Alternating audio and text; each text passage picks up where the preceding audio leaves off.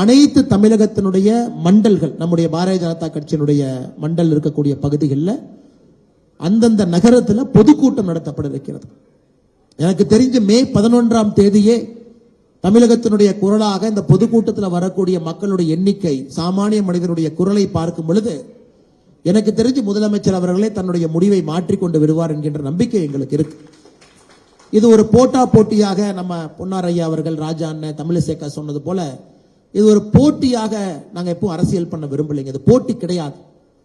மக்களுடைய உணர்வுகளுக்கு மதிப்பளித்து அவர்களுக்கு மூன்றாவது மொழி படிப்பதற்கு ஆர்வம் இருக்கும் பொழுது அதை ஃபெசிலிட்டேட் பண்ணணும், எனேபிளிங் பண்ணணும் என்பதற்காகத்தான் அந்த இயக்கத்தை ஆரம்பிச்சிருக்கோம். இது அரசியல் ரீதியாக நாங்க யாரும் போட்டி போடல. மக்களுடைய எண்ணத்திற்கு நேர்மாறாக ஆட்சியாளர்கள் இருக்கின்றார்கள் என்பதை இந்த கையெழுத்து இயக்கம் மூலமாக ஒரு சமுதாய பணியாக பாரதிய ஜனதா கட்சி எடுத்துட்டு போறோம். நிச்சயமாக இதில் எங்களுக்கு வெற்றி கிடைக்கும் என்கின்ற முழு நம்பிக்கை இருக்கு.